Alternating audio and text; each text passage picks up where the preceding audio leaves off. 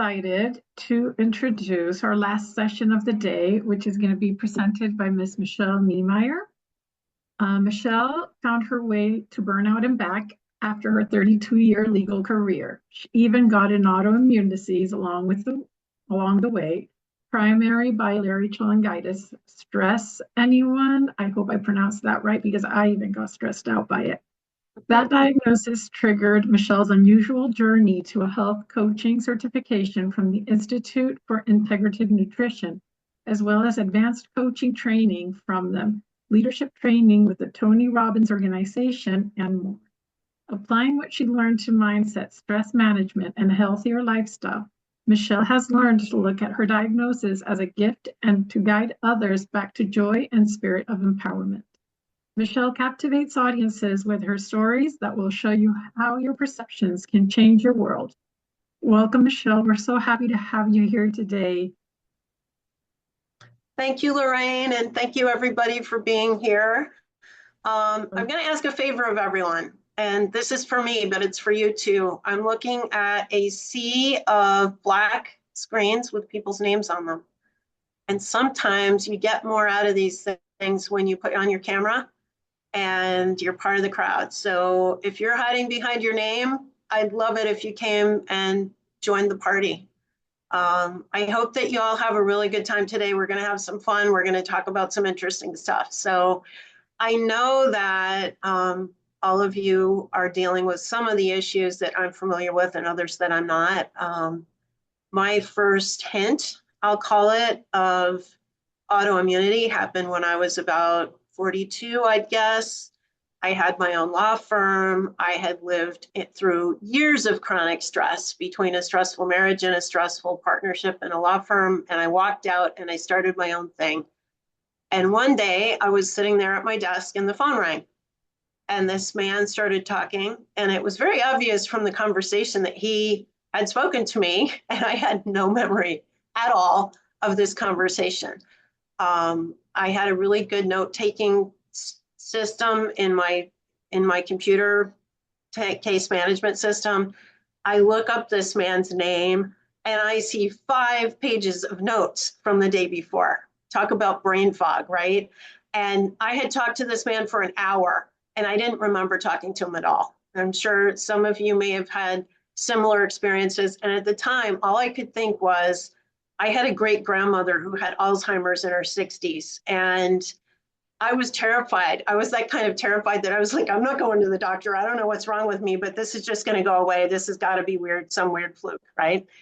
And thankfully, I had, I knew that exercise, diet, et cetera, could help with things like stress, and that stress affected memory. And I started to exercise and I lost a little weight and I got in a little better shape. And that never happened again after that. But my God. So, we have these things happen and they're really scary.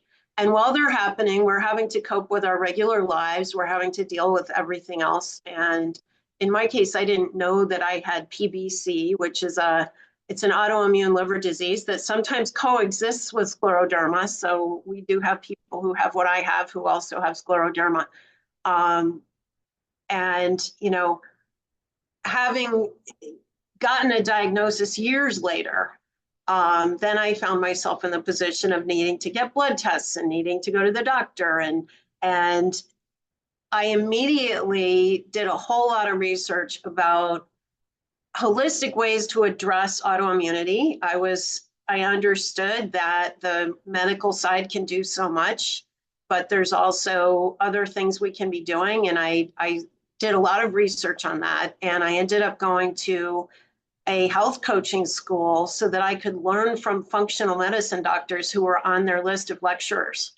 That was really my goal, was to see how much I could learn about both sides of the treatment process. And having done that, and I know everyone's path is different in these things, I've been able to reverse in PBC, the way they measure damage caused by the autoimmune attack, it's a liver disease, is with something they call a fibroscan. And they stage the disease based on the fibroscan. And I've been able to reverse my fibroscan score from a stage 2 to a stage 0.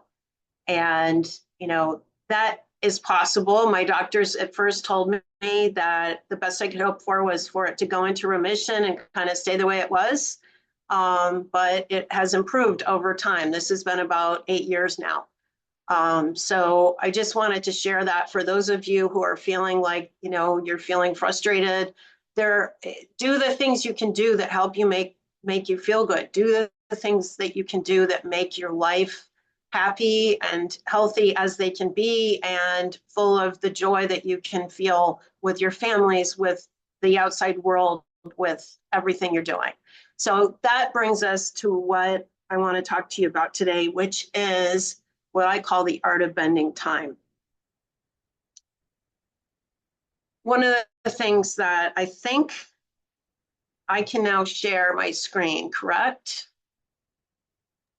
Yes, you should be able to share now. Okay, so I'm gonna share my screen so you guys can see this. Can you see this presentation? Yes, we can. Awesome. Okay, so what I'd like for all of you to be able to do when we leave here is to really be able to appreciate, be in the present moment, appreciate the time that you're in, and gain real focus. And that's really where we're going to start. So we have a poll. Lorraine, you're ready to tee up the poll, right? I wanted you guys to answer this poll because I'm very curious about the numbers and how everybody's going to answer this question. When was the last time you said to someone else or to yourself, I don't have time? Was it today? Was it within the last 3 days? Was it within the last week? Was it within the last month? And I mean for anything. I mean, if it's someone asks you to go out to dinner and you say, I can't, I don't have time. Someone asks you to go for a walk, you say, I can't, I don't have time.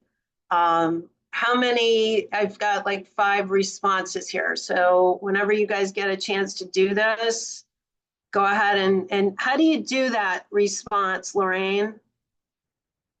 Yeah, could you put the question back up?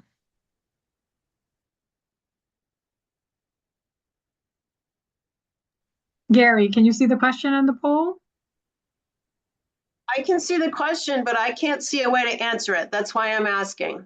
The poll came up and I was about to click an answer and then it went away. Okay, I'll And relaunch it again. Maybe it. Okay, I did that right now. Relaunching the poll will clear it, so everybody needs to vote again, okay? Go ahead and I think you just click. Yep. So 17 out of 26 have responded. We're waiting for some of them. Okay. Well, that's good. My I can't answer is over respond. 6 years ago. What's that? My answer is over 6 years ago, so you don't have a choice for that. Oh, That's impressive. That's really impressive, and I want to talk to you about that later. I love that And that's what I answer. was going to say in the chat.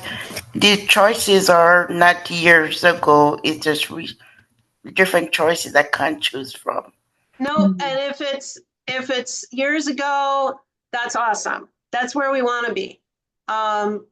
Okay, so we're looking at, of 19 people who responded, we have 5% saying today. We have 16% saying within the last 3 days, 32% saying within the last week, and 47% saying within the last month. So keeping that in mind. Everybody has the same number of hours and minutes in the day, right? We think of time as a measurement, and our measurement is the same. However, we often see that there are people who have an incredible level of accomplishment and activity in their days, and we have other people who don't have so much activity. And, that's hard in and of itself. But when we're dealing with a health challenge, we also have demands on our time, like going to the doctor, like dealing with days when we're dealing with brain fog, or we're in pain, or we're just exhausted. Sometimes I believe, am I right, that one of your symptoms with scleroderma can be exhaustion and just feeling tired and not able to get things done. So we need to be able to accomplish things still, and we want to be able to function the best we can with what we've got, so to speak. So what do?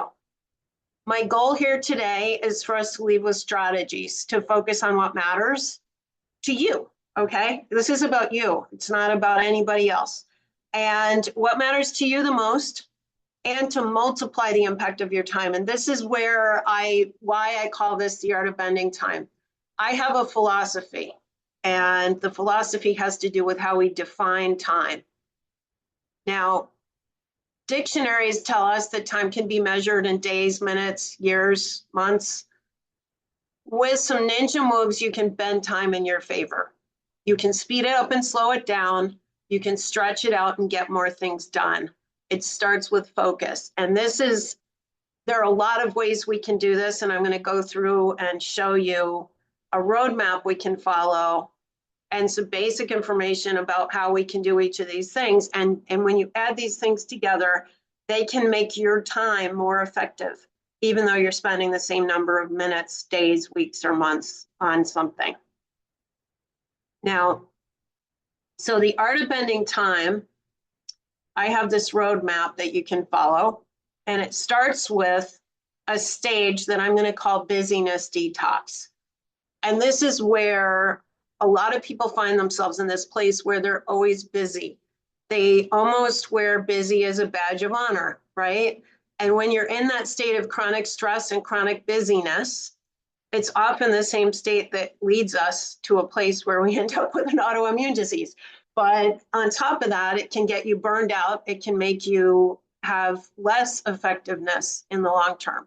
So what we want to do first is find a way to be in the present and find a way to be less in that state of busyness. We're all busy. That's not the kind of busy I'm talking about. We all have things to do.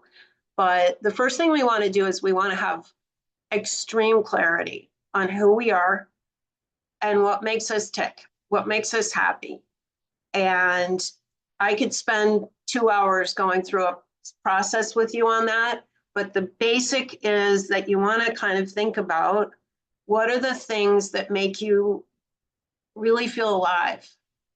Are you somebody who, when you go for a walk outside in nature, it really makes you feel good and you feel rejuvenated by that?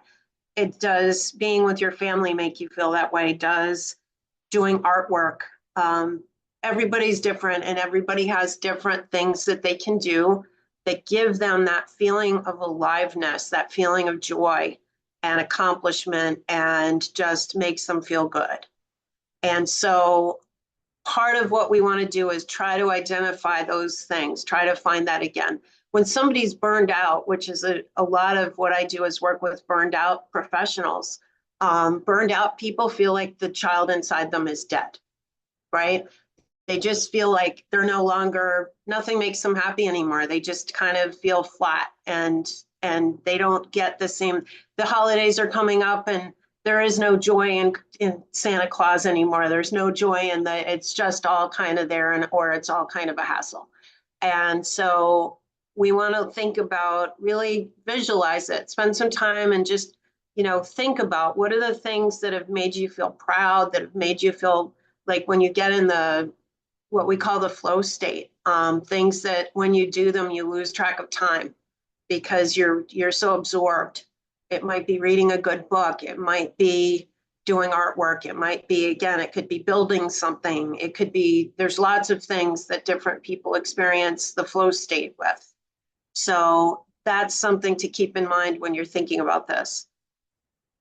Then we want to look at what I call fitness and fuel. I like to think of food as energy, and to consider eating a well-rounded, healthy diet, lots of fruits and vegetables, lots of protein, lots of healthy fats.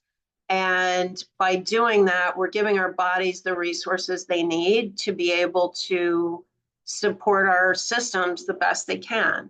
And, you may have dietary things you need to accommodate. And when you need to do that, obviously there are nutritionists and people we can work with that can help us with that. And it can make a big difference.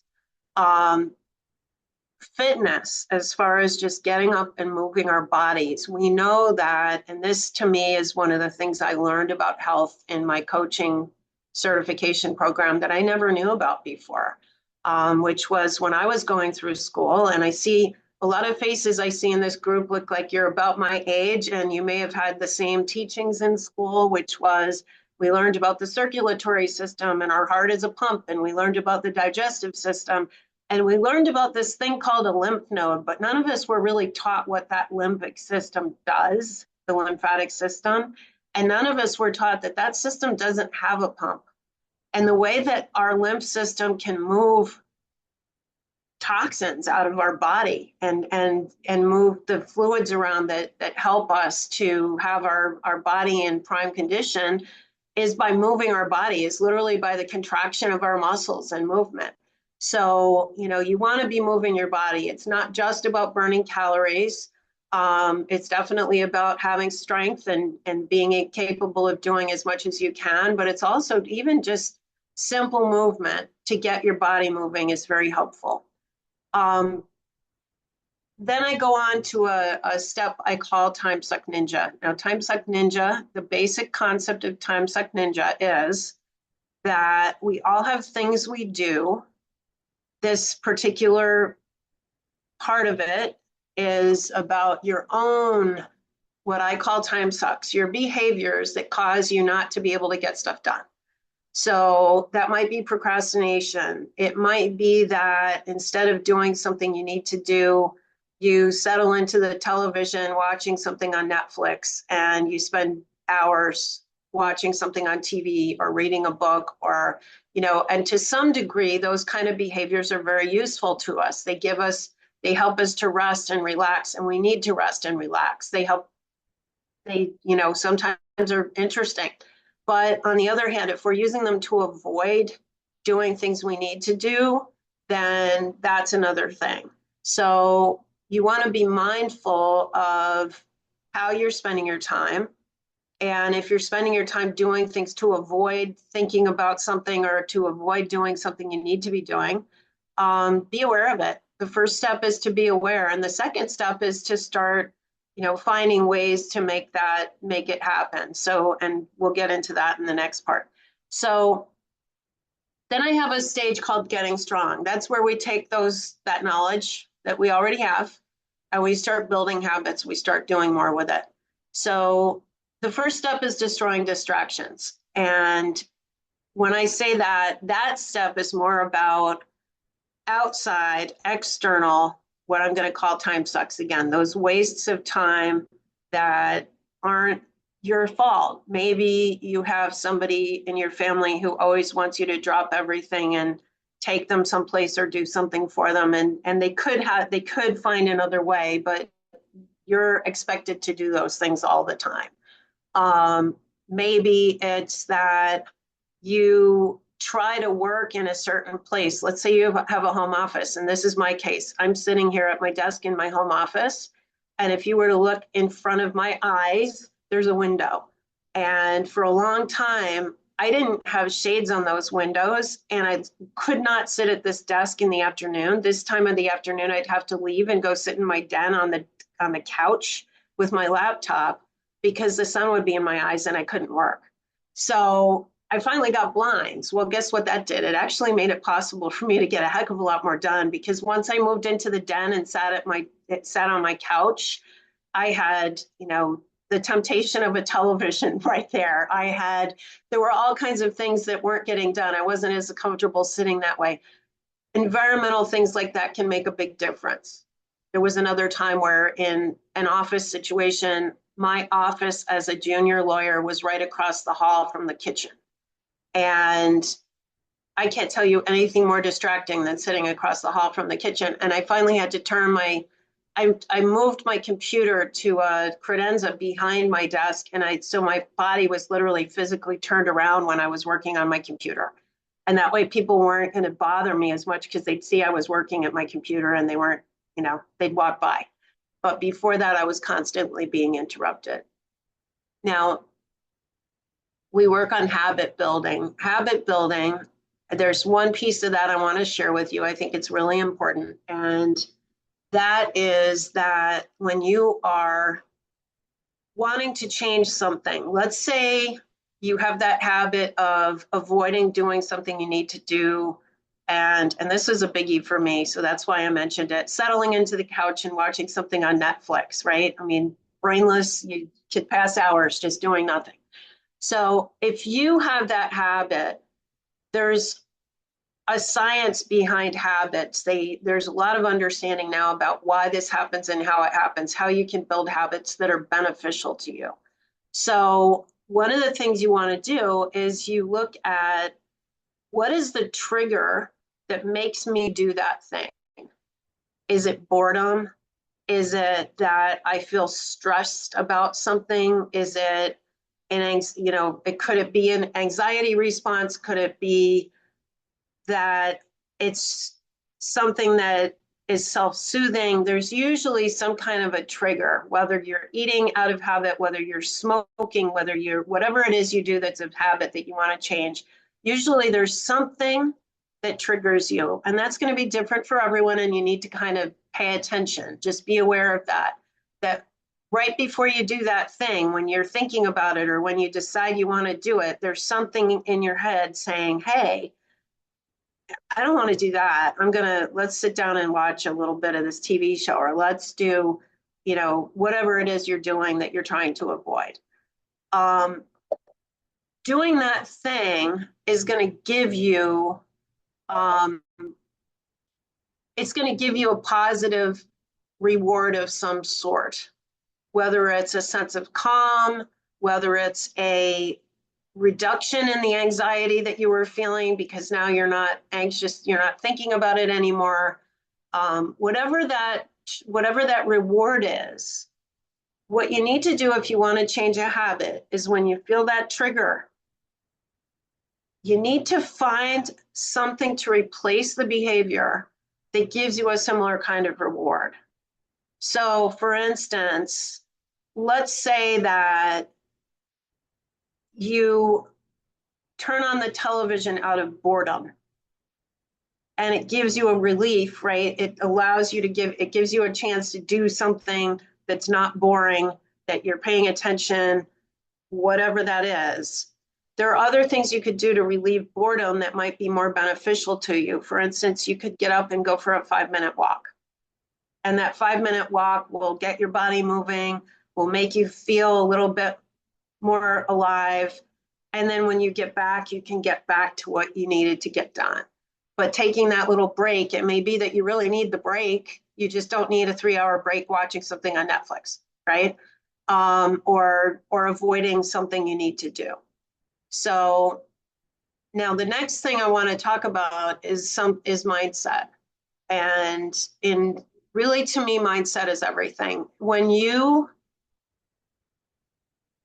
have the ability to focus yourself and identify how you're feeling, and then choose to react to that thing, not by rote, but by a choice, it can completely change the game for you. And this is as far as time management, this is as far as something like these medical diagnoses we're dealing with.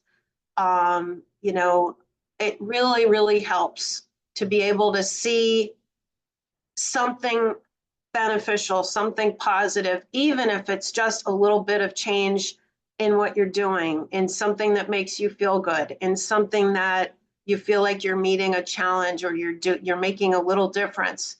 It can make the difference for you if you feel like you have something beneficial that you're doing. And so, I would highly recommend to everybody that you find ways to have a positive outlook, to find some things that you feel like you can control and take action on those things, because it really does make a difference in overall, not just in that one thing, but in your mindset. Now, there's one of the things that I work with people a lot on is the difference between a fixed and a growth mindset.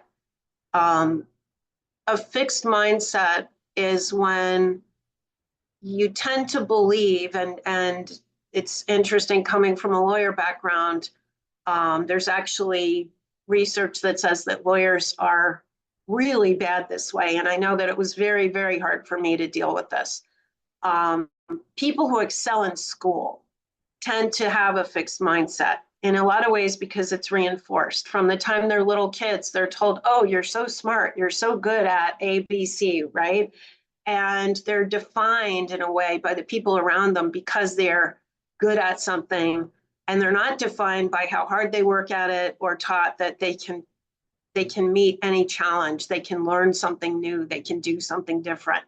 And so if you have a fixed mindset, it's harder when you're faced with a challenge, because when you're faced with a challenge and you have a fixed mindset, you might, for instance, you might identify as somebody who's athletic. And then when something happens to you where you can't be athletic anymore, your whole being is challenged by that. You don't know what to do.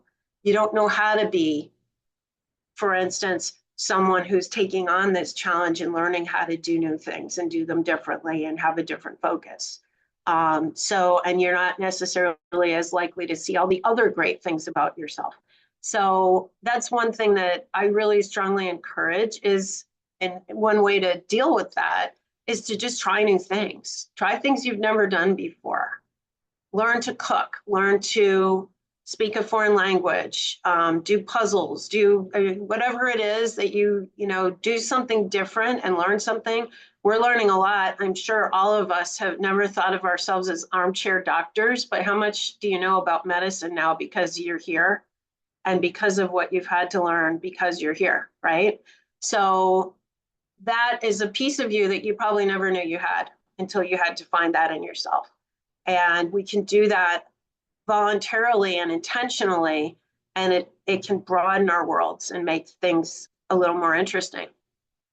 Now, I like to take the next step, which is I call defining the journey. That next step is about coming up with a plan for yourself.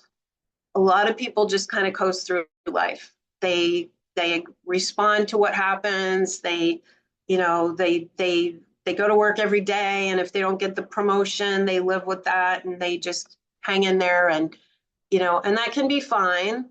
But if you want to get the most out of your time, it really helps to be clear about what you want and then finding ways to get there and plans to get there.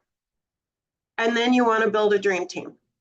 Nobody can do anything by themselves, really. I think anybody who thinks they can is a little bit full of themselves, right? So we have this group here right now, and everybody in this group is here together with the same kind of an issue, and they've got the support of the National Scleroderma Foundation, which is fantastic, and the resources they bring. And that is a dream team of people to deal with this disease, right? And you can have other kinds of teams that you build, whether it's family members, whether it's people you meet in work, whether it's friends or friends of friends. If you proactively look for people who can help you with some things that you need to know more about to be able to accomplish something, you can shortcut what you have to learn and do, sometimes by years, just by talking to somebody who's already done it. So when you have a big goal, take the first step of building that team, finding somebody who knows more than you do and working with them about it. And then the last step in this is planning your growth. So we all could learn for the rest of our lives. We all have things that we can improve and we can get better at, and we can, really maximize.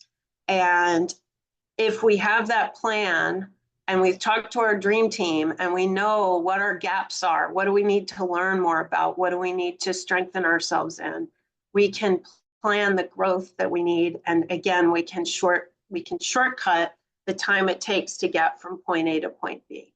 So that is, in a nutshell, the art of bending time. I want to tell you, just for the purpose of what we're doing here, because obviously I could spend hours on each one of those things, but I wanted to give you the overview so that you could see what it's about. But there's a through line that goes through all of it. And the through line is really focus. Like I said, clarity to me is the foundation, and clarity can be reached through having focus. So I've given you this acronym of sorts using the word focus, and take a screenshot of this if you can, or I can make the PowerPoint available to people if you'd like to have a copy. But first of all, you want to find your path. You need to know what makes you happy and get clarity on what you want and how you want to get there. Because of what we're dealing with an autoimmune issue especially, this is true for anybody, but you want to organize your days with your priorities first so that you get, there's a rule called the 80-20 rule, which basically says that we get 80% of the accomplishment out of 20% of the effort. So we waste a lot of time. This is true for everybody. And you get more done when you start getting better at identifying that 20% that moves the needle the most. So you want to start to organize your days by putting those things first and making sure you get those needle mover actions done first. And since we are dealing with an autoimmune condition, which can affect our energy levels and that kind of thing, start paying attention to what your energy and productivity patterns are. You may have a time of the day that you're just not that productive and you need to take a break. And if that's the case, you need to respect that and give your body that break, or take that short walk outside and stretch or do something. But you need to do what you need to do, which I'm sure that you're learning over time, to help yourself have use the energy when you have it, and do the things that help you boost energy when you need to do that. So that might mean scheduling meetings at a certain time of day, or scheduling appointments at a certain time of day. For me, I'm way more effective in the morning, and I try not to schedule things like doctor's appointments where I really don't need to be that smart, right? I don't need to be that energetic. I schedule those things for the afternoon because during the afternoon, I'm kind of less effective at my job. And so I plan things that way. You want to connect the dots to multiply the impact of what you're doing and the time you're spending. That goes back to what I was talking about with building your dream team and growth, and understanding, having clarity on what you want. Because what you're going to find is that sometimes you can sort of multitask between things, between parts of your life even. I have people go through an exercise where they do an analysis of each of their big goals. And a lot of times we find that things overlap. Like they might have a need to improve their communication skills that applies to 2 different goals. And so guess what? You do that first. So you want to think about that kind of thing. What can you do that gives you the most impact in the most parts of your life? Understand your need for knowledge and growth, and expand your network and your knowledge. Again, connect those dots and be self-aware, and ask people around you. If there's, there's nothing wrong with asking the people around you and saying, hey, are there things that you're noticing? Do you think I need to work on X, Y, or Z? Or is there a way that I can improve this? In the case of if we need to ask for help, one thing that I think happens to a lot of us is we don't want people to think we're weak, or we don't want people to think that we're needy. We don't want to put any kind of burden on somebody else, right? And when we don't ask for help when we need it, there are a couple of results that come from that. One is that we're probably going to take longer than we need, which goes back to this time management thing. But there's also the fact that people reach out to you and offer help because they want to connect with you. And when you don't allow them to connect with you, they feel rejected. So, this is something I used to be hyper independent. And I actually had a therapist tell me this: you need to stop always doing everything yourself, because when people come to you and offer to help, they're doing it because they want to be your friend. They're doing it because they want to connect with you, right? So don't feel like you have to always be tough and you have to always be independent, and, let people help you. And that's going to help you get more out of your time. And it's also going to expand your network and deepen your relationships with people, which is really crucial and important in life in general and with time management. Finally, staying the course when things get hard. They say that a lot of people quit things right before they succeed, which is really sad. How many of you here have heard of Sarah Blakely, the woman who invented Spanx? She sold her business for billions of dollars. She was close to quitting her dream. She'd come up with this brilliant idea, and she had been selling copy machines or something before that. And she was ready to go back to that because she was getting no's everywhere she turned around. And then one day, all of a sudden it took off. And it wasn't all of a sudden. She'd been working and working and working at it. But, all that work in the background is like the bottom part of the iceberg. And sometimes you don't get there until you've put in a lot of work and a lot of time. You want to be flexible. And, I think this is especially important for people like us who are dealing with an autoimmune condition. If you wake up one morning and you're just beat, sometimes you just have to accept that you're not going to be 100% that day. And maybe you push some things off, and that's okay. So, be flexible and be accepting of that. Just stay the course. Your course might take longer, or it might go a little different, but it doesn't mean you need to quit. It just means you need to be respectful of your own body and your own body's needs. And the other thing is, have an awareness of the rule of sunk costs. Does anybody here know what the rule of sunk costs is? Okay, Lorraine does. The rule of sunk costs is basically this. It's what my parents said when I decided not to be a lawyer anymore. They were horrified by the idea that I wanted to leave law to pursue a career in burnout prevention and helping people with time management. And the reason they felt so weird about that, well, a lawyer, it's a good job, it pays well and all that.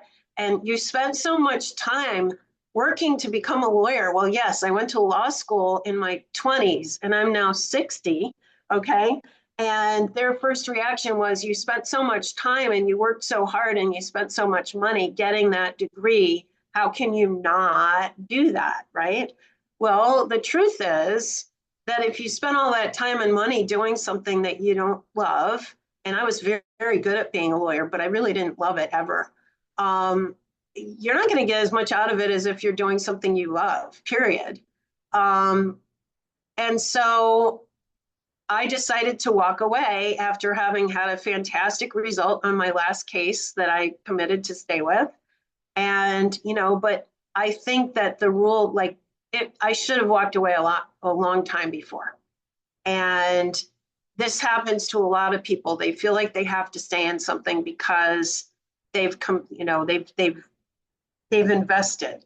But there's a point where if you're not getting something back from your investment, if you're not getting some joy out of doing what you're spending your time doing, don't spend your time. Because when you're spending your time is valuable. And every day of your life is part of your life you're giving away to something that isn't worthwhile for you. So keep that in mind. Now, I want to ask all of you to do a favor for me, and I want to do some favors for you. Text the word clarity on your phone to 33777. I promise I won't harass you with obnoxious phone calls or anything like that. But I have a clarity tool that is very helpful, that won't take a ton of your time, but I think you'll find it really useful.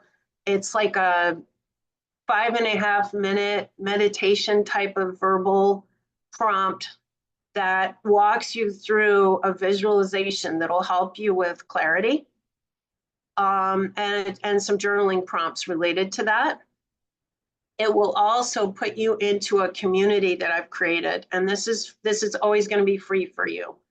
The community is brand new. You'll be the first people in it, so just be aware of that.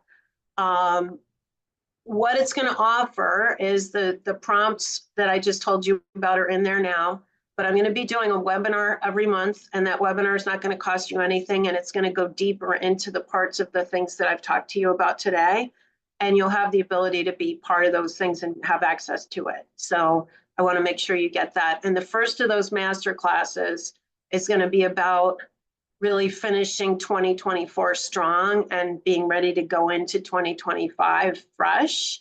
And that's on November 19th. So wanted to make sure that you all have access to that. Now, I want to take questions, whatever questions you have. The floor is yours. You can ask me anything. And we have, I was told 15 minutes for questions. So I need to open up my chat, I guess, so that we can get questions. And Lorraine, if you can give me any kind of thoughts. We only have one question in the chat right now. Apparently they sent clarity, but it says 90 days free. And the question is, okay. Okay. Judy, I think that might have been set up that way originally. Let me check, because I'll change it for you guys. What I can do is once I get your information in, everybody who signs up today, I'm going to tag you in my system, and that tag's going to give you free access.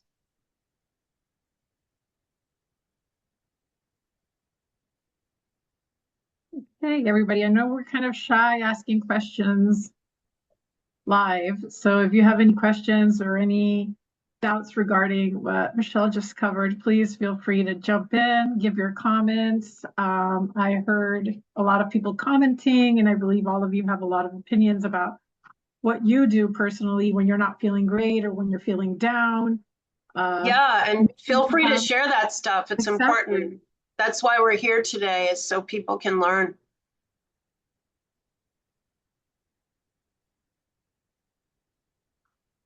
Lisa, go ahead. You can unmute yourself.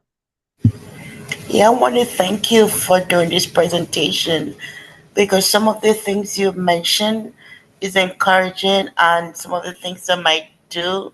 For example, am I have learned maybe the first 2 years of diagnosed with scleroderma, because this year is my third year, that instead of beating against what doesn't work, focus on what works. So one of the things is, when my energy level is up and I feel well, I'm always doing something, and I love to learn. But when my energy level is low or I'm not feeling well, that's when I do self care, which could mean, laying in a sofa or in bed and watching TV. But the minute I feel better, I'm up and about and doing. And that's something, I've learned the first 2 years, that it's all about the mindset. And the mindset, having that mindset will help me to push forward. So I just want to thank you for presenting this to us. Well, thank you, Lisa. And I'm peeking through here. So when you said, you said you have, do you have like a cycle of time that's kind of where you feel better most of the time?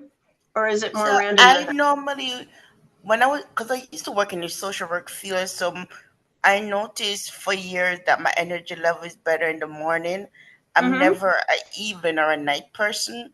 But I noticed with scleroderma and and Sir John syndrome and some of the other conditions, it kind of shifts. So sometimes my morning I don't feel good, or I'm fatigued, or I'm drained and I need to rest.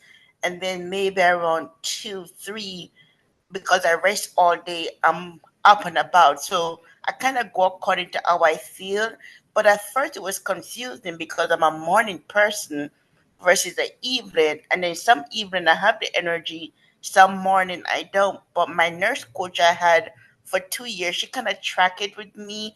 By the second year, she's like, Lisa, I noticed and little things throw you off. So she said the best advice I could give you is listen to your body, because you love to do things. I love literally, I don't like to lay down. I don't like to sleep in the daytime. And she said, because you're that personality, listen to your body. And at first it took me a while, but now is if I'm low in the morning, I will lay low.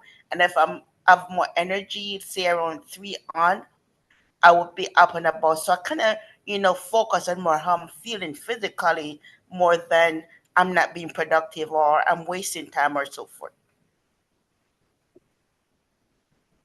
Thank you, Lisa. We also have a question here in the chat. It says, how can you communicate to people who might expect something from you that you're having a bad day? I saw that, and that's Gary. Gary, I see you. You're right there in front of me. And I think I know your name, or you're on my Facebook or something. I'm sure of it. But where did you practice law?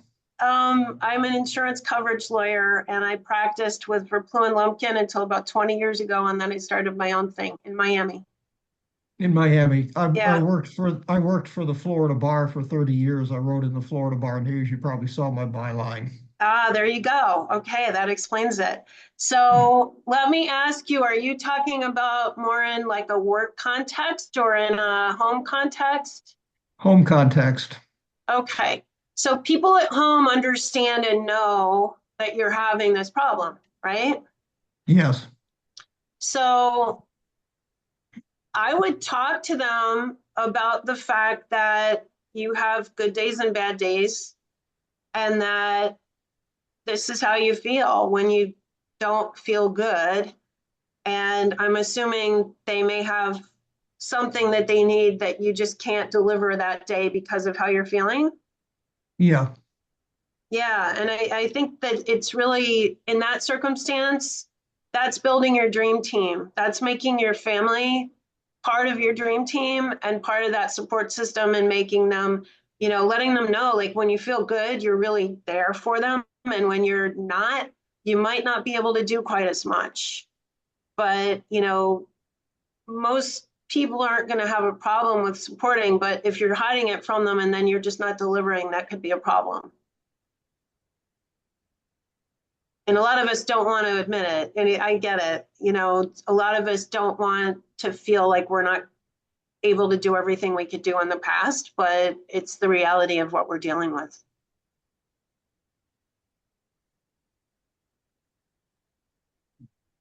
Does that help? Yeah, yeah. Especially, guys don't want to admit they can't do something.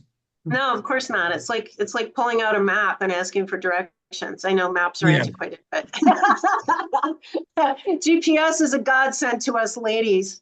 Most men don't have a problem putting something into their GPS.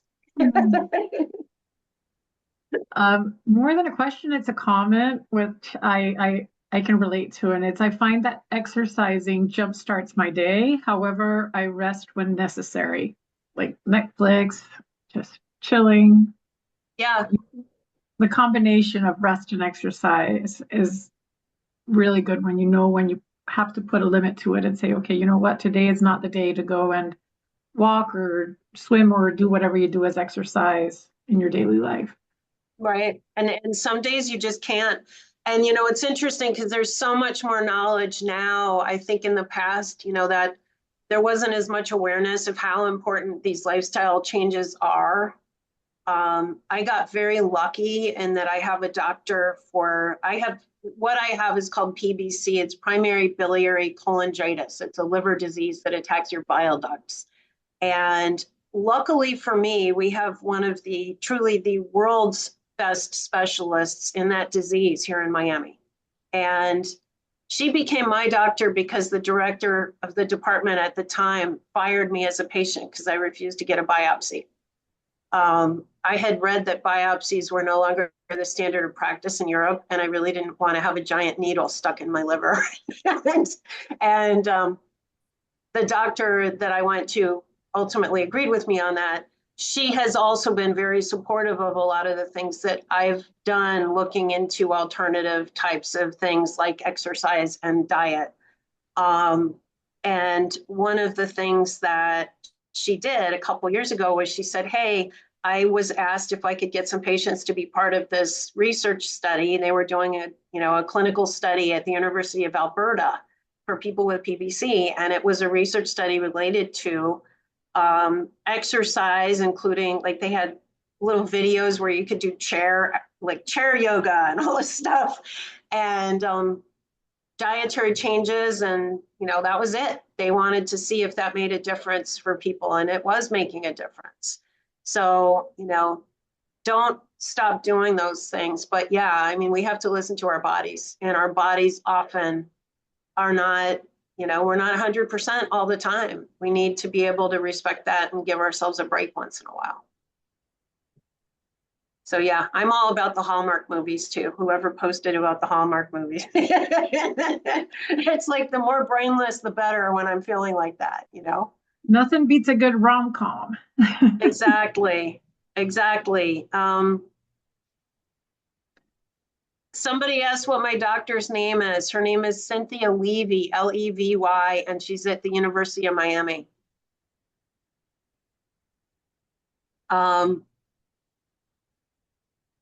So somebody also asked what time my thing on November 19th is. It's going to be at 7 p.m.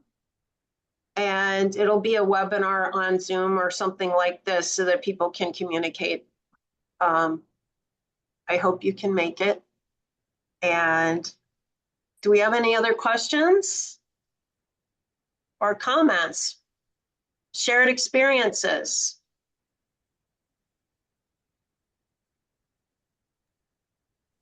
Hi, Mrs. Niemeyer. This is Desiree. I just wanted to say thank you for being here with us today.